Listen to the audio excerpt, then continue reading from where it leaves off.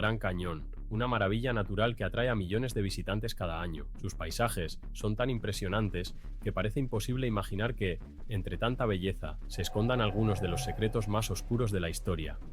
A simple vista, este lugar es un paraíso de roca y silencio, pero bajo esa apariencia majestuosa, el cañón guarda relatos de muerte, desapariciones y misterios que aún hoy siguen sin respuesta. Historias tan inquietantes que podrían pertenecer a una novela de terror, salvo que ocurrieron de verdad. ¿Puede un lugar tan turístico convertirse en escenario perfecto para un crimen? ¿Y qué pasa cuando la belleza del paisaje sirve como coartada para esconder un asesinato? En este video viajaremos a través del tiempo para conocer dos de los casos más estremecedores ocurridos en el Gran Cañón. Primero, la extraña desaparición de unos recién casados en 1928, Glenn y Bessie Hyde, que se lanzaron a una aventura imposible en su luna de miel y jamás fueron vistos con vida otra vez. Su barca apareció intacta, con todas sus pertenencias a bordo, pero de ellos nunca se encontró ni rastro.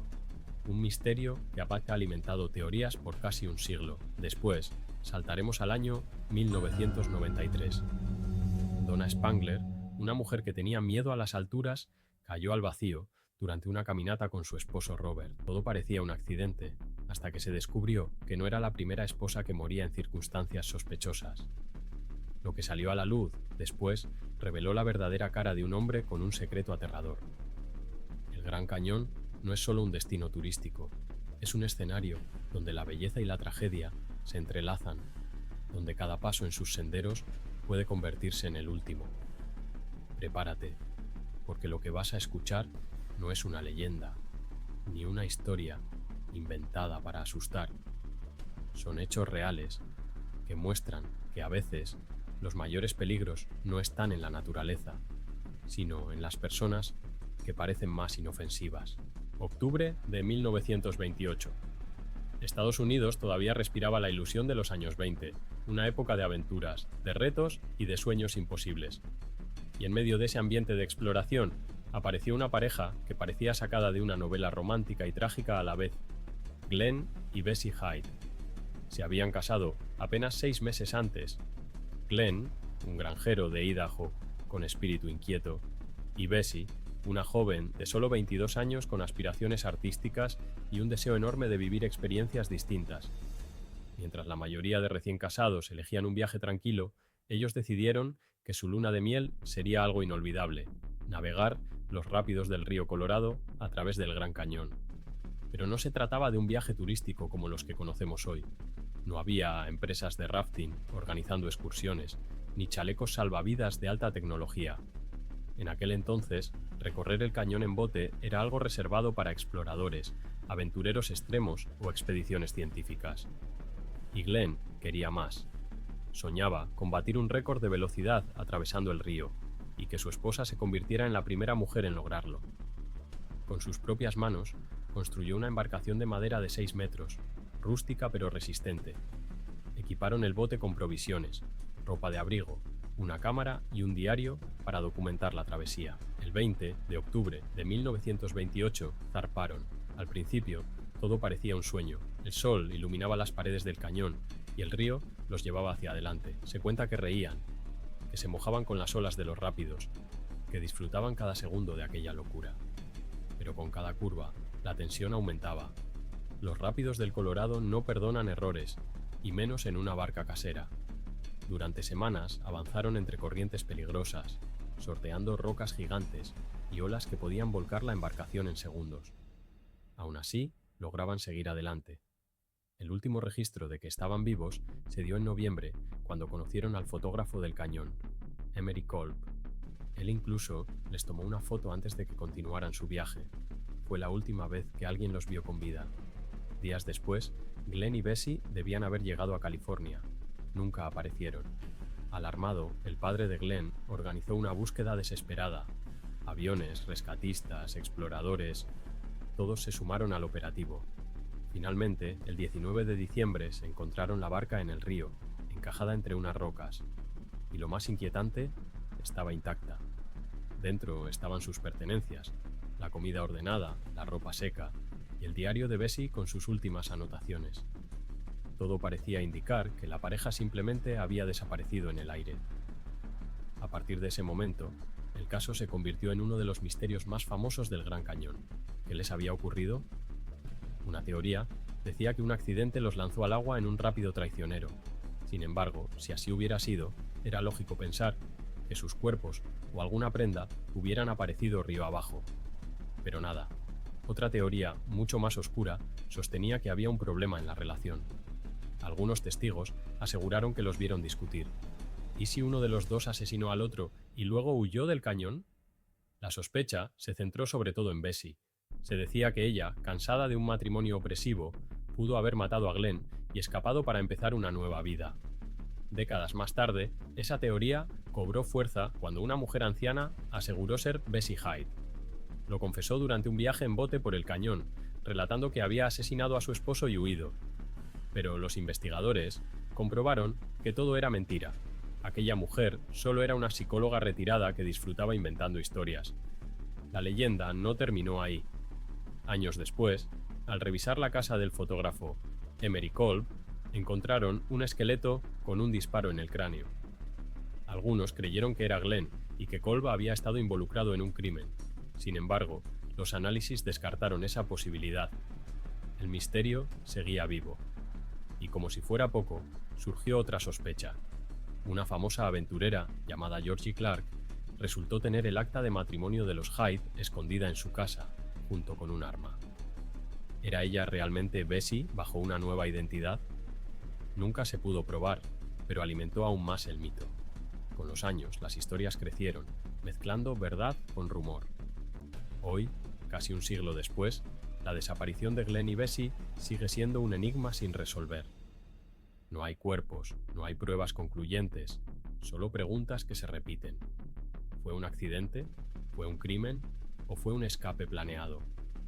Lo cierto es que lo que debía ser una luna de miel se transformó en una de las leyendas más perturbadoras del Gran Cañón, y su barca, intacta pero vacía, sigue siendo símbolo de que a veces la naturaleza no da todas las respuestas. Abril de 1993. Donna Spangler, de 58 años, decidió acompañar a su esposo Robert en una caminata por el Gran Cañón. Era un día soleado, el tipo de jornada en la que los turistas se detienen a tomar fotos y a suspirar ante la majestuosidad del paisaje. Pero para Donna, esa excursión era cualquier cosa menos placentera. Ella siempre había tenido miedo a las alturas. El simple hecho de caminar por un sendero estrecho, con un abismo a un lado, le aceleraba el corazón. Sin embargo, aceptó la propuesta de su marido, tal vez porque pensaba que esa experiencia podría unirlos de nuevo, tal vez porque sentía que era su deber mantener el matrimonio a flote. Robert, por su parte, parecía encantado. Era un hombre extrovertido, presentador de radio, conocido en su comunidad. A simple vista, alguien confiable, hasta simpático. Pero bajo esa fachada se escondía un lado mucho más oscuro. Ese día descendieron por uno de los senderos más peligrosos del cañón.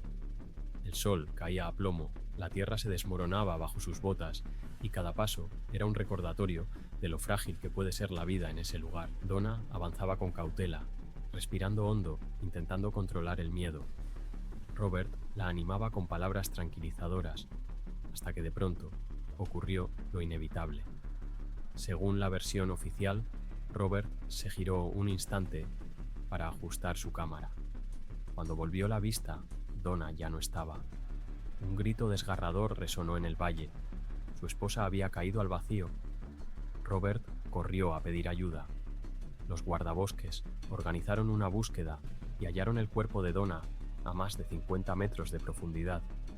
El impacto había destrozado su cuerpo. Para cualquiera, aquello era una tragedia. Para Robert, parecía ser otra cosa. En las entrevistas posteriores, apareció como un viudo devastado, advirtiendo a la gente sobre los peligros del cañón. Todo parecía cerrar. Una mujer con miedo a las alturas, un sendero traicionero y un accidente fatal. Pero había algo que no encajaba. Un año después, la sospecha comenzó a crecer. Robert retomó contacto con su segunda esposa, Sharon, que poco después apareció muerta por una supuesta sobredosis de pastillas.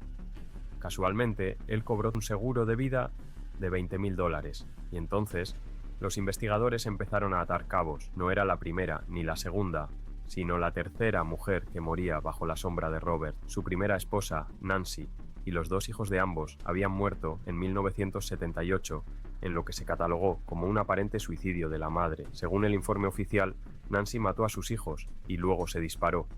El detalle escalofriante es que la pistola era de Robert, y que incluso se encontraron restos de pólvora en su mano.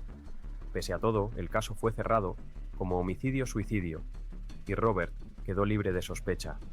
Durante años, las dudas quedaron flotando, pero en 1999, cuando Robert fue diagnosticado con cáncer terminal, los agentes vieron la oportunidad perfecta. Investigadores del FBI y del Servicio de Parques Nacionales lo visitaron, esperando que en su lecho de muerte confesara. Y lo hizo. Robert relató con frialdad cómo había planeado la muerte de Nancy. Recordó cada detalle como si hubiese ocurrido ayer. Le pidió que bajara al sótano con los ojos cerrados, prometiendo una sorpresa. Allí sacó un revólver y le disparó a quemarropa. Luego subió y mató a sus propios hijos. Uno de ellos no murió de inmediato, así que lo asfixió con una almohada. Todo para poder estar con otra mujer. Cuando los agentes le preguntaron por Donna, al principio se mostró reticente, pero después de insistir, admitió la verdad. Aquel día en el Gran Cañón no fue un accidente. Él la empujó. Dijo que estaba cansado de la relación, que la caminata era la ocasión perfecta. La miró a los ojos y la lanzó al vacío. Lo más perturbador no fue la confesión en sí, sino la calma con la que lo relataba.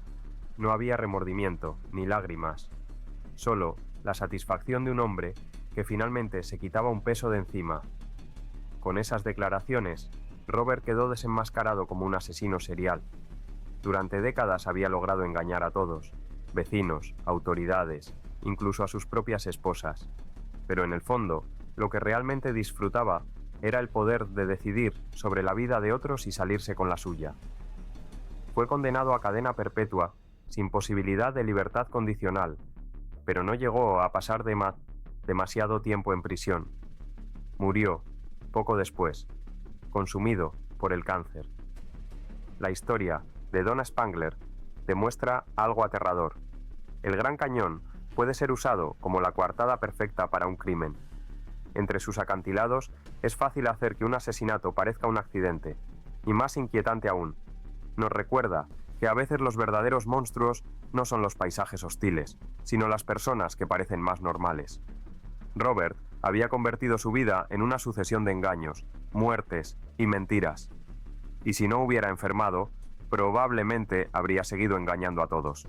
El Gran Cañón es un lugar que inspira respeto y asombro. Millones lo visitan cada año para contemplar su grandeza.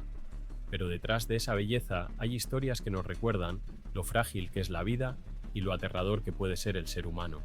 La desaparición de Glenn y Bessie Hyde en 1928 sigue siendo un enigma.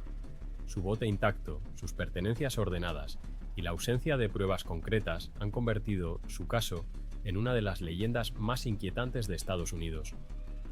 Casi un siglo después, nadie sabe qué ocurrió. ¿Accidente? ¿Crimen? ¿Fuga planeada? El silencio del cañón guarda la respuesta. Décadas más tarde, la muerte de Donna Spangler reveló una verdad aún más perturbadora. Lo que parecía un accidente fue en realidad un asesinato cuidadosamente planeado por el hombre que debía protegerla. Y su confesión final expuso algo escalofriante. La verdad, muchas veces, es más aterradora que cualquier ficción. Si quieres más relatos como este, suscríbete y activa la campana